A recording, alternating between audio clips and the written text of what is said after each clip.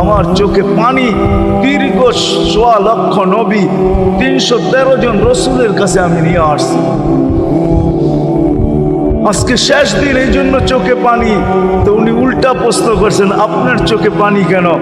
জিবরিল মালাকুল মউত দাঁড়ায় আছে, অনুমতি চাইতেছে বুকে হাত দেওয়ার জন্য। এখনো এক প্রশ্ন বাকি। বলছে সেটা কি? বলে ফামাল লিবাদি লি উম্মতি। অথচ ৯ ঘরে চুলা জ্বালানোর মতো তেল ছিল। খাওয়া তো দূরের কথা, বাতি জ্বালানোর তেল ছিল না। আম্মা জান আয়েশা রাদিয়াল্লাহু তাআলা আনহা বলেন, যদি তেল থাকতো তো খিদার তাড়না এতটুক ছিল, আগে তেল পান করে নিতাম। হাদিস উঠায় দেখেন, লেখা আছে ৯ ঘর ছিল, ৯ ঘর। হাসান হোসাইন ক্ষুধার্ত ছিল, আলী ফাতেমা ক্ষুধার্ত। কারো জন্য কোনো চিন্তা নাই যে আমার পরে আমার ৯ ফ্যামিলির কি হবে, হাসানের কি হবে, হোসাইনের কি হবে, আলীর কি হবে, ফাতেমার কি হবে। যেই সময় চাইতেছেন ওই সময় বলতেছে, জিবরিল আমার পরে উম্মতকে কে দেখা রাখবে? লানত আমাদের জিন্দেগি, লানত আমাদের জিন্দেগির উপরে।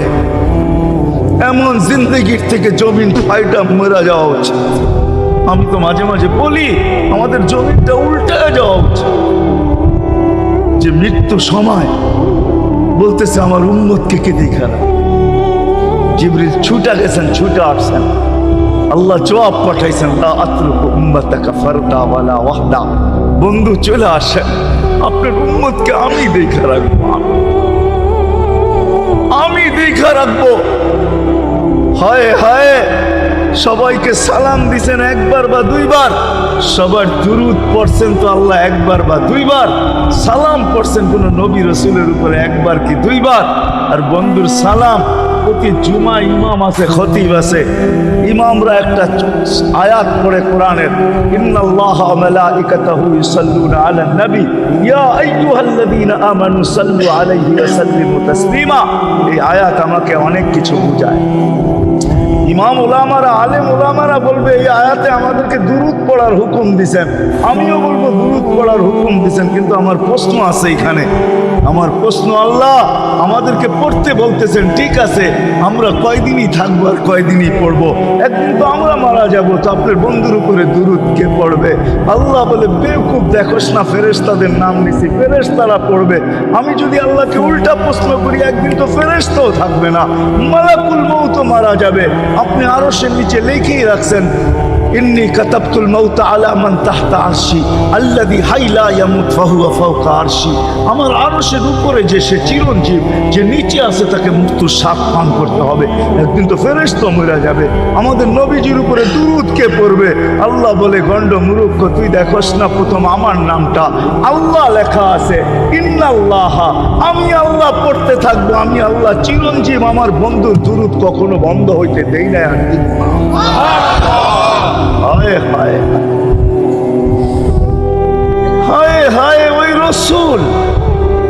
আল্লাহ বলে, উম্মতকে আমি দেখা রাখবো। জিবরিল বলতেছে, ইন্নাল্লাহা ইয়ান্তাযিরুক, আল্লাহ আপনার অপেক্ষা করতেছে। উর্দু জগতে খুশির বন্যা বইতেছে। কেন? সব নাচতেছে উর্দু জগতে, এমনকি আরশ পর্যন্ত ঝুমতেছে, হাবিব ইউসিলুল হাবিব। আজকে বন্ধু বন্ধুর কাছে চিরদিনের জন্য চলে আসবে। খুশির বন্যা চলতেছে, অনুমতি দেন না।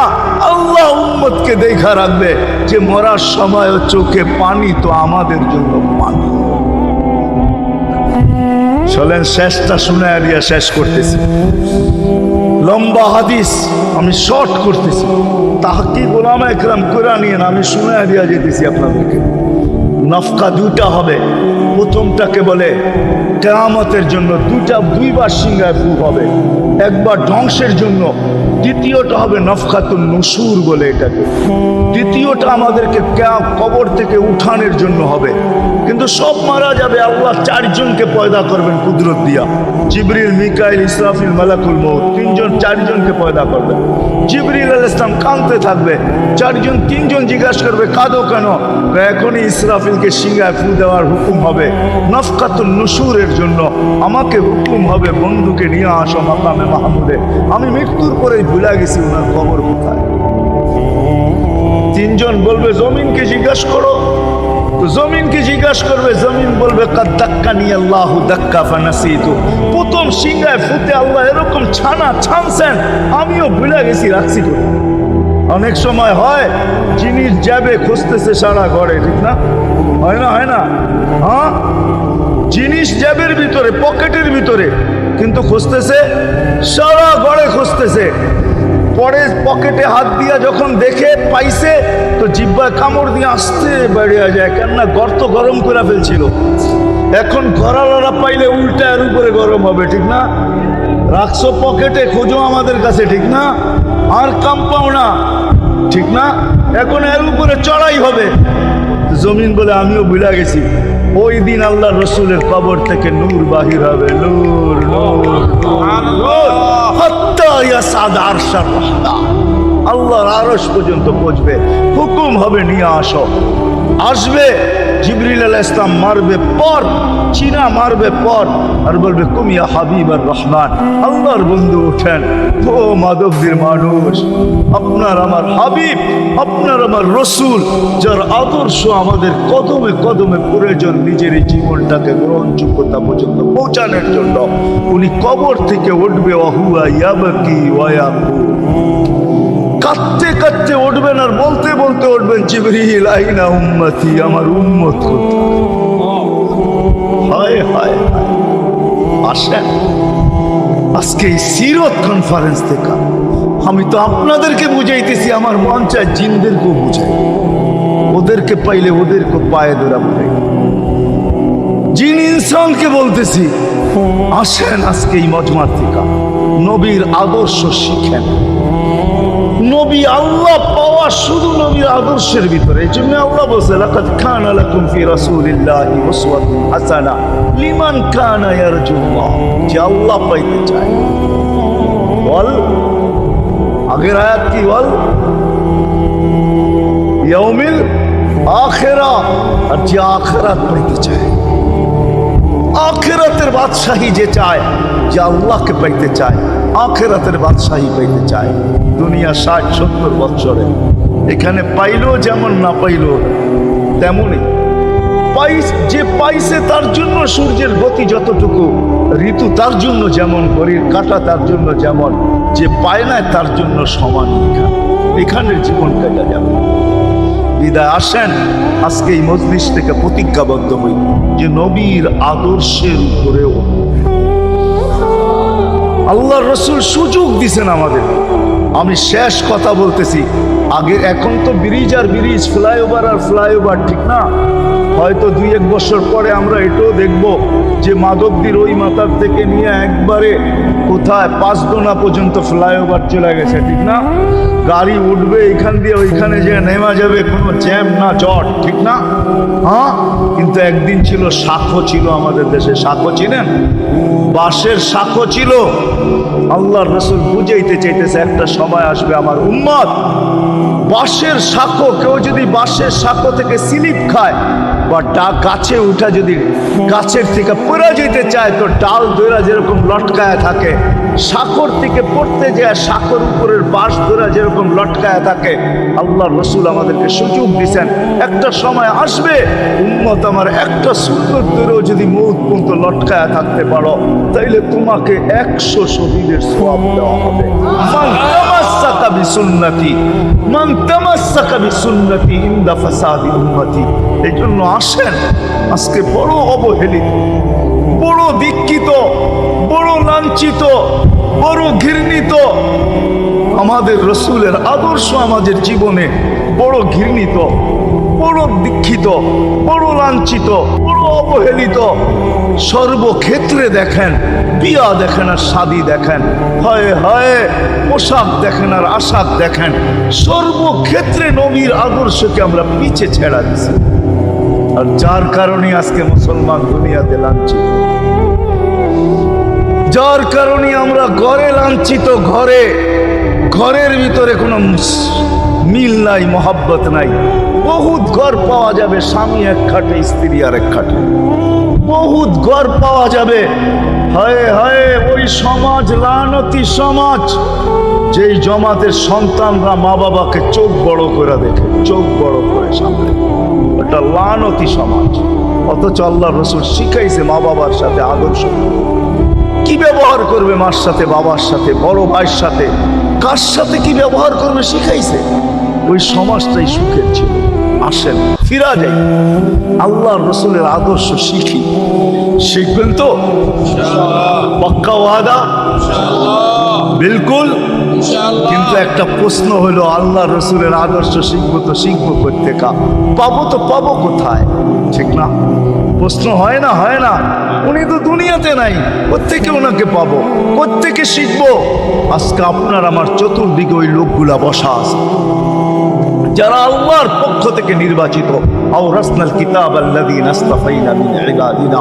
আমি কোরআন দিতেছি, হক্কানি আলেম আর আল্লাহওয়ালারা আল্লাহর পক্ষ থেকে নির্বাচিত, যারা নবীর আদর্শকে নিজের পাশে সুরক্ষিত রাখছে, নিজের কাছে একটাকেও হারাইতে দেয় নাই, এমনকি ক্ষুদ্র থেকে ক্ষুদ্রকেও হারাইতে দেয় নাই, এমনকি নবীর একটা জানোয়ারের নাম পর্যন্ত হারাইতে দেয় নাই। হক্কানি আলেমরা আল্লাহওয়ালারা সুরক্ষিত রাখছেন আল্লাহর রসুলের আদর্শ। এই জন্য আমি বলবো, নবীকে তো পাওয়া যাবে না, উনি তো দুনিয়ার থেকে চলে গেছেন, এটাই সত্য। কিন্তু উত্তর সুরি রেখা গেছেন। আল্লাহর পক্ষ থেকে নির্বাচিত লোক আছে, রসুলের পক্ষ থেকে নির্বাচিত লোক আছে, যাদের কাছে নবীর আদর্শ আছে। আপনি বেশি শিখতে পারেন না, আমার কোনো আপত্তি নাই। কেননা ছাড় যখন আল্লাহর রসুলই দিছে, আল্লাহর রসুলই যখন আমাদেরকে ছাড় দিছেন, তো আমি ছাড় দিব না কেন? আল্লাহ রসুলই বলছে, এক জমানা আসবে, লাউ আমিলতুম উশরা মা উনসিলা বি লানাজা, তোমরা যদি 10 ভাগের উপরে আমল করতে পারো, তাহলে নাম্বার 100 পাইয়া তোমরা পাস করবে। আল্লাহ 33 দিবে না, আল্লাহ 10-এর বদলায় তোমাদেরকে 100 দিয়ে 100-তে পাস করাবে। আর সর্বশেষ তো এটাও বলছেন যে আমার একটা সুন্নতকে ধরে রাখো, এক শহীদের সওয়াবই জান্নাত যাওয়ার জন্য যথেষ্ট। জান্নাত যাওয়ার জন্য তো একজন দেওয়া হবে, 99 শহীদের সওয়াব তোমাকে পুরস্কার হিসাবে দেওয়া হবে, কেননা তুমি একটা সুন্নতকে ধরিয়ে লটকায় আছো। ওলামাদের কাছ থেকে শিখি, ঘরের বাচ্চাদেরকে শিখাই, যুবকদের পায়ে ধরে বলবো, শিখো, নবীর আদর্শ ছড়াও। সারাদিন ফেসবুকে কাজ করো, ফেসবুক দেখো, খোদার কসম হোয়াটসঅ্যাপ দেখো, বাইবার দেখো, ইবু দেখো, তোমাদের মেধাগুলাকে নবীর আদর্শের পিছে লাগাও, নবীর শানের পিছনে লাগাও, যে নবীর শান কত বড়, কত বড় শানওয়ালা নবী আল্লাহ আমাদেরকে দিয়েছে, তার মর্যাদা কত বড়, তার পরিচয় তুলে ধরো, তার আদর্শকে তুলে ধরো, নিজের জীবনে আদর্শকে প্রতিফলিত করো। ইনশাআল্লাহ ওই দিন দেখবো, যেই দিন আবু বকর পেয়ালা ঘোড়া দিবে, ওমর রাদিয়াল্লাহু তাআলা আনহুর হাতে উঠায় দিবে, আবু বকর সিদ্দিক রাদিয়াল্লাহু তাআলা আনহু হাউজে কাউসারের নিচে থাকবেন, পারে থাকবেন, তলদেশে থাকবেন, উনি পেয়ালা ঘোড়া দিবে ওমর রাদিয়াল্লাহু তাআলা আনহুর হাতে, ওমর রাদিয়াল্লাহু তাআলা আনহু উঠায় দিবে আমাদের নবীজির হাতে, আর নবীজি ঠোঁটে লাগায়া বলবে, ইশরাব লা তাসমান বাদাহা আবাদা, পান করার কোনোদিন পিপাসা তোর কাছে আসবে না। ওই দিনের দৃশ্যটা কিরকম? নবীজি ঠোঁটে লাগায়া পান করায় দিবে, যুবককে আলাদাভাবে দিবে, বুড়াকে আলাদাভাবে দিবে, নারীকে আলাদাভাবে, পুরুষকে আলাদাভাবে, আল্লাহর রসুল পান করায় দিবে। ওই দিন কেমন হবে ওই দৃশ্য? যেই পানি পান করার পর আর জীবনে কোনোদিন পিপাসা আসবে না। কেমন হবে ওই দৃশ্য? এই জন্য আসেন আজকে এই সিরত মাহফিল থেকে, সিরতুন নবী থেকে আল্লাহ রসুলের আদর্শ শিখি।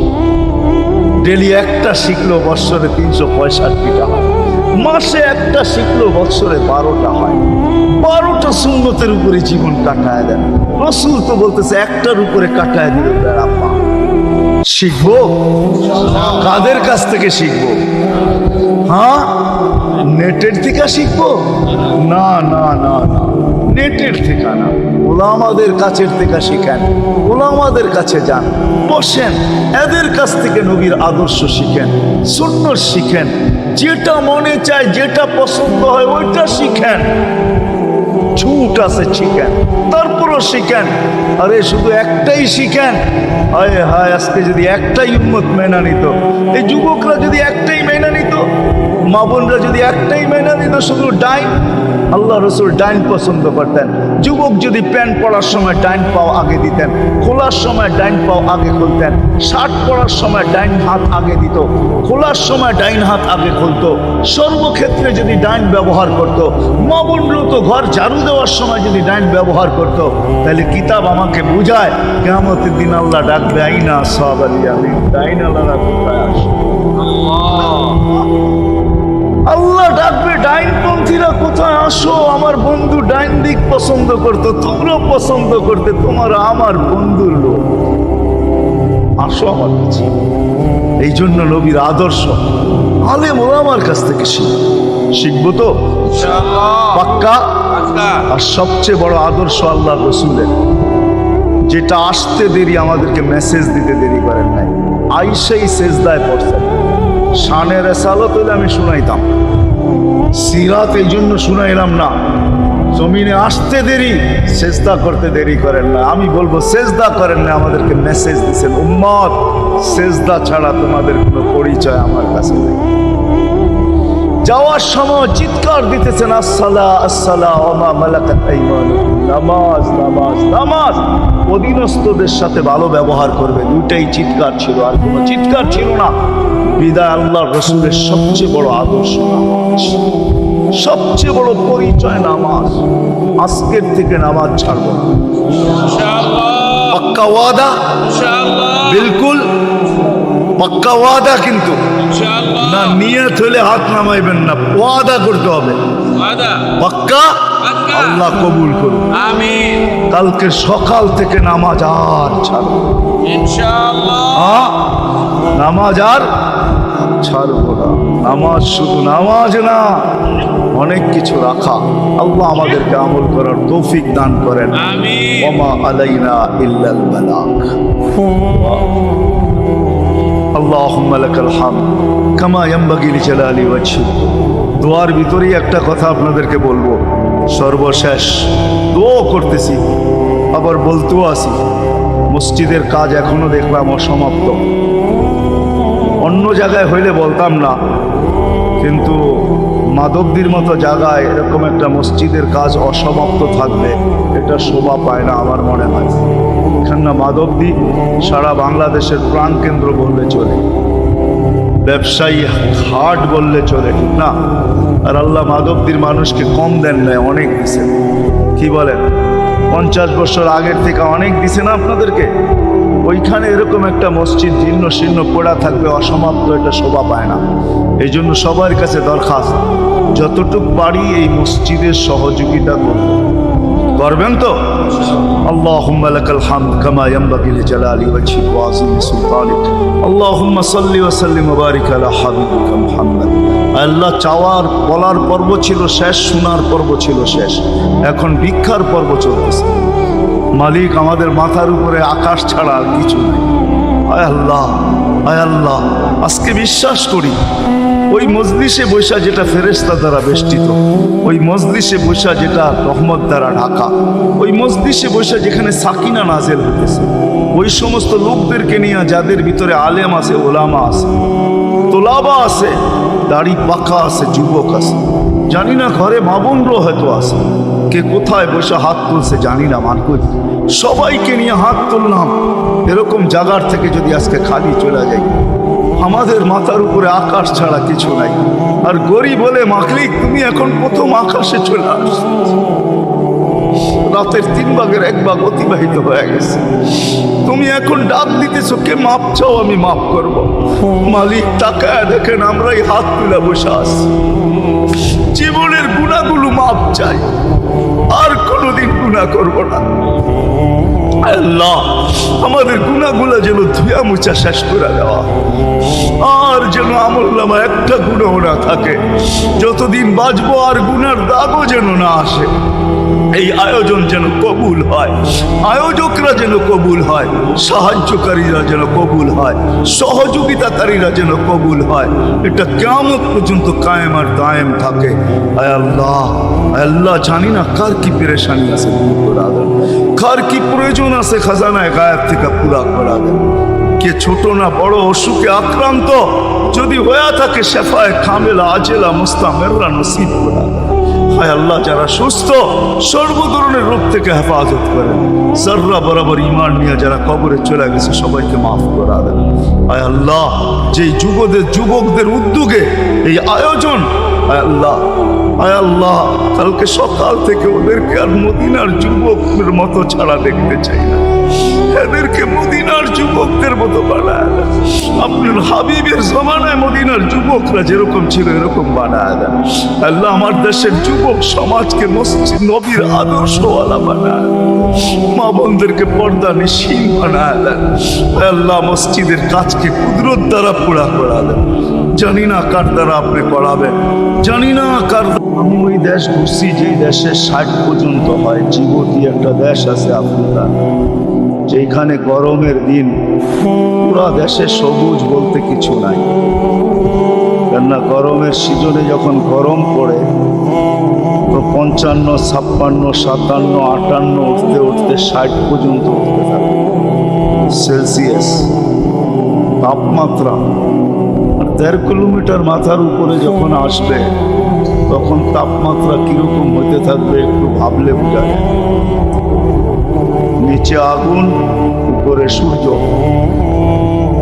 পাও হেলাইতে আল্লাহ কাউকে দিবে না। লা ইয়াজাল কাদামা আবদ, কারো পাও হেলাইতে দিবে না। সুপার গুলো দিয়া যেরকম আটকায় রাখলে কোথাও কোনো জিনিস আটকায় থাকে, আমাদের পা গুলো এরকম আটকায় থাকে। যদি আল্লাহ দয়া না করে, আল্লাহ যদি আরশের নিচে ছায়া না দিলেন, 60টা গ্যালারির ভিতরে যদি আমাদের ঠাঁই না হইল, তাইলে কিন্তু পাও এরকম আটকায় থাকবে। কতদিন দাঁড়ায় থাকবে এটাও বলছেন। 50,000 বৎসর দাঁড় করায়। 50,000 সানা মিম্মা তাউদ্দুন। ওই দিন আল্লাহ মানুষ যতটুকু পেরেশান থাকবে ওই পর্যন্ত আল্লাহ হিসাব কিতাব শুরু করবেন না, যতক্ষণ পর্যন্ত আমাদের নবীজি 2 হাত না উঠাবে। এটাই চির সত্য। এটাকে শাফাআতে কুবরা বলে, সবচেয়ে বড় শাফাআত।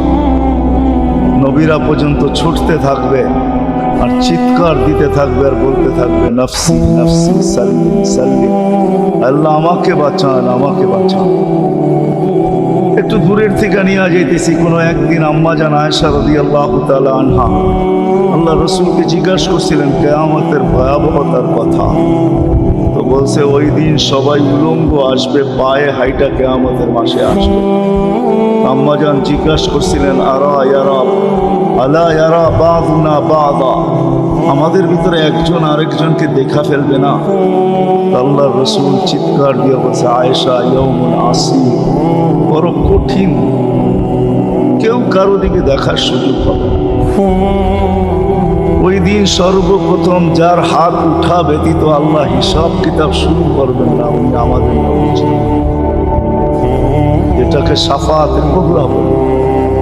মানুষ সমস্ত নবীর কাছে যাবে, সবাই এক কথাই বলবে, আনা লাস্তু বি আহাল, আমি এটার অধিকার রাখি না, আমি এটার অধিকার রাখি না, আমি আমাকে নিয়েই পেরেশান। আম্মা জান যেই কথা জিজ্ঞাসা করছিলেন, আল্লাহ রসুল জবাব দিছিলেন যে কঠিন দিন। আল্লাহ রসুল দুটা চিত্র তুলে ধরছেন, চিত্র যে কাআন্নী আনদুরু মুসা মুতালাফফিফুন বিরুহুল আরশ, আমি মুসা আলাইহিস সালামের মতো কালিমুল্লাহকে দেখতেছি আরশের খুঁটি ধরে চিৎকার দিতেছে আর বলতেছে, লা আসআলুকা উম্মি ওয়ালা আসআলুকা উখতি, আমার বোনকেও চাই না, আমার মাকেও চাই না, আসআলুকা নফসি নফসি, আমাকে বাঁচাও। আল্লাহ রসুল বলছে, আয়েশা এই একটা চিত্র। দ্বিতীয় চিত্র হলো জি আবি জাহান্নাম, যখন জাহান্নামকে আনা হবে তো 70,000 ছিকল দিয়ে আনা হবে। প্রত্যেকটা আংঠাকে 70,000 ফেরেশতা ধরবে। আংঠা বোঝেন তো, শিকলে আংঠা থাকে 70,000।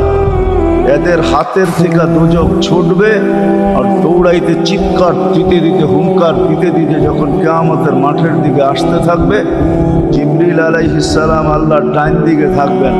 উনি একটা চিৎকার দিবেন আর মাটিতে লুটায় পড়বেন আর বলবেন, রব্বি সাল্লিম সাল্লিম, রব আমাকে বাঁচান। ওই দিন যার হাত উঠানের মাধ্যমে আল্লাহ হিসাব কিতাব শুরু করবেন উনি হলেন আমাদের নবীজি। এই জন্য সিরাত সম্মেলন বোঝা উচিত, সিরাত কেন প্রয়োজন। যতক্ষণ পর্যন্ত এটা না বুঝে আসবে ততদিন শুধু ভালোবাসা ভালোবাসার জায়গায় থেকে যাবে। আফসোস আমার ওইদিকে যাওয়ার আগে এই পুরা মজমার ভিতরে একজন দাঁড়া করায় পাওয়া যাবে না। বয়স যতটুকুই হোক, 20 বছর হইলে হয়তো 20-12 চুল কাটা হয়েছে, আর যদি বেশি হয় তাহলে আরো বেশি হয়েছে। একজনও পাওয়া যাবে না যে সেলুনে যায় বলছে এতটুক বয়সের ভিতরে যে আমার চুল কেটে দাও, কিন্তু একটা শর্ত হলো আমার নবীর আদর্শ মতো কেটে দিতে হবে। আমার নবী যেইভাবে চুল কাটতেন ওইভাবে আমার চুল আজকে তুমি কেটে দিবে। তোমার যতগুলা ডিজাইন আছে ডিজাইনগুলাকে রাখো। আজকে আমি নবীর স্টাইলে চুল কাটতে চাই। আমার মনে হয় এই বিশাল মজমার ভিতরে একজনও হাত উঠাইতে পারবে কিনা সন্দেহ। আমি যদি এই বিশাল মাধব দিতে জিজ্ঞাসা করি মা বোনদেরকে, হাজারো না লক্ষ মা বোনদের এই পর্যন্ত বিয়ে হয়ে গেছে, সবাইকে যদি জিজ্ঞাসা করি যে যেদিন বাসর রাত্র ছিল ওই দিন সাজাইতে সবাই অবশ্যই আসছে। হয়তো একটা সময় ছিল পার্লার ছিল না, আজকে তো গলিতে গলিতে পার্লার। এক সময় পার্লার ছিল না, ঘরের মহিলারাই সাজায় দিত। কোনো নববধূ মনে হয় আজ পর্যন্ত মুখ দিয়া এই কথা বলে নাই যে আমার বাসরের রাত্র বরকতের রাত্র। এই রাত্র জীবনে একবারই আসে, আর কোনোদিন আসবে না। মউত পর্যন্ত দ্বিতীয়বার এই রাত্র আসবে না। বিদায় তোমরা যারা আমাকে সাজাইতে আসছো, আমি তোমাদের স্টাইলে সাজতে চাই না, আমি ফাতেমার স্টাইলে সাজতে চাই। আমার মনে হয় পুরা মাদক দিতে একজন নববধূ পাওয়া যাবে। আমি আপনাদেরকে বুঝাইতে চাইতেছি সিরাত কেন দরকার। যদি না বুঝে আসে তো মহব্বত থেকে যাবে। আবু তালেবের চেয়ে বেশি মহব্বত আপনি আর আমি করি না। হায় হায়, আপনারা আম্মা জানের কবর দেখেন নাই, আপনাদের অনুভূতি হবে তো হবে করে দেখা। আল্লাহ আমাকে এই 2 চোখ দিয়ে আম্মা জানের কবর দেখাইছেন, বিধায় আমার অনুভূতিটা একটু অন্যরকম। আমেনার কবর আমি দেখছি, আবহাওয়া আমি গেছি, আমেনার কবর আমি দেখছি। 6 বছরের সময় যখন মাটা মারা যায়, দাইকা যখন বুকে নিয়ে এই কথা বলে মারা যায়, মুহাম্মদ কুল্লু হাইয়িন মাইয়িতুন, প্রত্যেক জীবিতকে মরতে হবে। কুল্লু জাদিদিন বাল, প্রত্যেক নতুনকে পুরাণ হইতে হবে। বিদায় বেটা আমি চললাম। বইলা চরের ভিতরে চানটা যখন দিয়া দিছেন, হায় হায়, আমার মনে হয় আল্লাহ কি করে সইছেন জানি না। এই 6 বছরের ছেলে মার বুকের উপরে উঠা মনেই না কত চিৎকার। এখানে গেলে এরকমই দৃশ্য ভাসে, মনে হয় যে ছেলেটা চিৎকার করতেছিল আম্মা আম্মা। বাবাও নাই, তুও নাই, একটা ভাইও নাই, একটা বোনও নাই, কোথায় চলে গেল? 6 বছর বয়সের থেকে আবু তালেব, 6 বছর 6 মাস বয়সের থেকে 6 বছর 6 মাস বয়সের সময় দাদা মারা যায়। আবু তালেব 50 বছর 6 মাস 10 দিন, যেদিন আল্লাহ রসুলের বয়স 44 বছর 10 দিন, বাতিজাকে সিনায় রেখা পাচ্ছেন, সিনায় রেখা। ভালোবাসা এতটুকু দিয়েছেন দুনিয়ার কেউ দিতে পারবে না। আমার বিশ্বাস, আমার মন বলে রবের পরে যদি কেউ মুহাম্মদুর রাসূলুল্লাহকে ভালোবাসা থাকে তাহলে আবু তালেব ব্যতীত দ্বিতীয় কোনো ব্যক্তি আমি পাই না। আমার বিবেক বলে, আমার বুদ্ধি বলে, আমার ইতিহাসের পাতা বলে আবু তালেবের চেয়ে বেশি ভালো কেউ বাসতেন। আপনারা আবু তালেবকে চিনেন? মক্কায় যার উপরে আঙ্গুল উঠানের কোনো ব্যক্তি ছিল না। মক্কা ভূখণ্ডে, আরব ভূখণ্ডে, মক্কা তো দূরের কথা, আরব ভূখণ্ডে কেউ যার উপরে আঙ্গুল উঠানের ক্ষমতা ছিল। খারাপ দৃষ্টিতে যদি আঙ্গুল উঠাইতো তো পাঞ্জার থেকে সাথে সাথে পৃথক হয়ে যেত। এরকম ব্যক্তিত্বের মালিক। 4টা বৎসর বাতিজার ভালোবাসায় পাতা চালাইছে, অবরুদ্ধ জীবন কাটাইছে, অবরুদ্ধ জীবন। আবু তালেবকে অবরুদ্ধ করবে মক্কায় কোনো ব্যক্তি? মক্কার মাটি এরকম সন্তান জন্ম দেয় না। প্রশ্নই উঠে না। ইতিহাস আমাকে বলে আবু তালেব 4 বছর পাতা চাবাইছে, অবরুদ্ধ জীবন কাটাইতেন, শুধু বাতিজার লেখা। যতদিন পর্যন্ত জীবিত ছিল, ইতিহাস বলে মক্কার কাফেররা আল্লাহ রসুলকে শারীরিক কষ্ট দেওয়ার সাহস করেন না।